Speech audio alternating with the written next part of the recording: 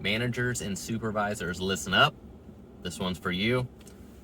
Had an interesting day today, and I could have ended up being really frustrated at the end of the day, but I stopped myself, caught myself, and realized no, everybody did a good job. It's just my fault today. So just want to kind of summarize how the day went and then explain what I mean by why this is important for managers and supervisors to listen to, and owners and CEOs and anybody that manages people. Okay, so in my general manager role, one of the things that I spend a lot of time on is scheduling.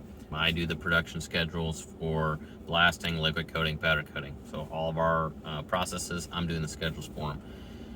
It usually works the best for me to communicate one-on-one with the shop floor manager, the one who's kind of controlling the flow of things.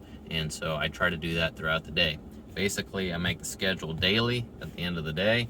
Once production is stopped, get it ready for the next morning. We set out schedules, a lot of information on those schedules, a lot of data on those schedules. So that way the floor manager can kind of see how I want the day to flow through, where labor is going to be needed, when a lot of it's going to be needed in certain areas, when we're going to have to pull back in certain areas. So it helps them. We got a lot of different processes going on in each shop, and in order for everything to flow through and get really high production, it's very orchestrated process, and everything has to fall into place.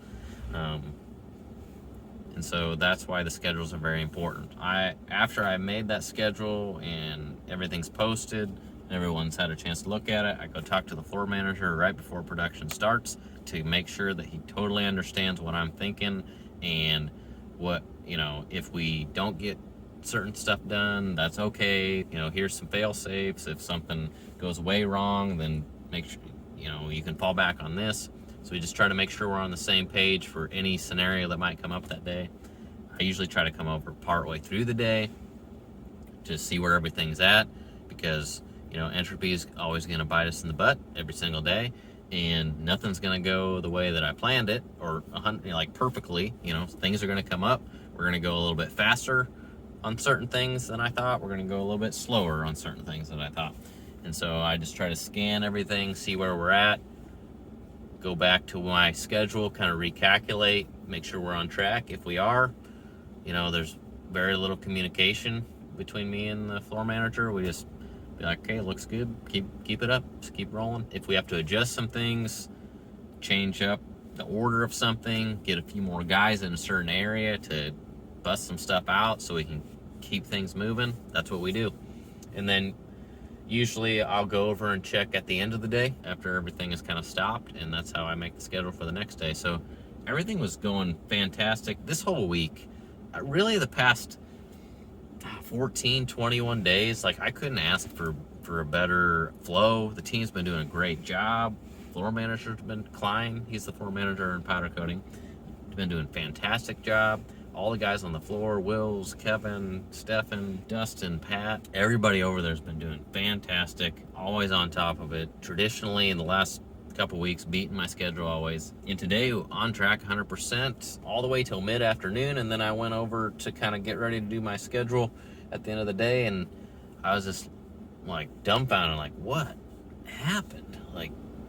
All of a sudden, we were on track to hit our quotas and everything, and it's everything must have stopped at the end of the day.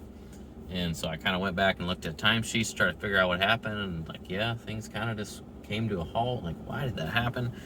And then at first, the first reaction as a manager when something doesn't go according to the way you planned it is to be frustrated. At least it is for me. That's my initial reaction, is to be pissed off and be like, who messed up? Who didn't listen to me? But I've learned that emotion's always going to come to me first, but I quickly just have to step over that and just say, okay, hold on a second. We have a good team. I just said that for the past 2-3 weeks, they've been knocking it out of the park. More than likely, it's not because they just sloughed off and did a bad job, because they've proven that they do great work every day. So I kind of looked around again and analyzed and realized that, okay, the way that I had it scheduled for the day, it did work really well, but it kind of bottlenecked for the last part of the afternoon, and there wasn't really anything anybody could have done different other than me doing a different schedule for today. That would have fixed it.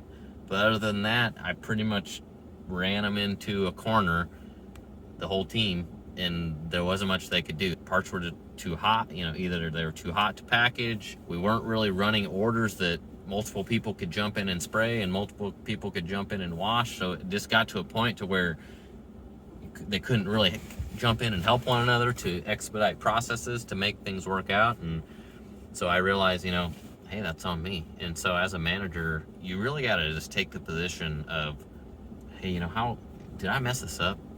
And sometimes it might be hard when someone's made a mistake to then try to turn it onto yourself and just say, how did I, could I have made this better for somebody? Because it's really easy to do, and I'm guilty of it. I was guilty of it today, is to forget all the good stuff that's happened the past 2 or 3 weeks and be frustrated with the latter part of an afternoon not going the way I wanted it to.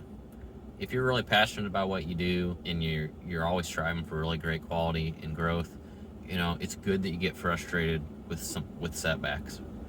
I think that's good. I think that's healthy. That means you're passionate. That means you really care.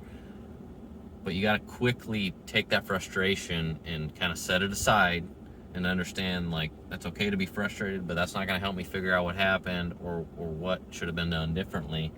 And then to be able to take ownership and say, actually, that was on me. Today's Friday, to make sure that we're going to be ready for Monday, and so we can just hit the ground running. I did some stuff in the shop before I left because I sat down at my computer to reschedule, and I'm like, man, this is going to mess everything up, and it's because I scheduled it wrong. I just didn't think far enough ahead. So I packed a few carts, hung a few carts, and now it'll be fine. And it was just, I was the one who messed it up. So I just wanted to record this video for managers to understand that, like, hey, sometimes you just got to take ownership and recognize that your team does do a really good job. If they consistently do a good job, most of the time, if it's like randomly out of the blue that something went bad and wrong, it's usually not anybody's intentional fault. It's not because they were slacking. And it's real easy, if you're a passionate person, like, jump to conclusions and be like, who was not pulling their weight today? But you don't want to do that, because if you've got a good team, they're pulling their weight. Okay? When something goes wrong, it's not because somebody didn't care or they're not trying.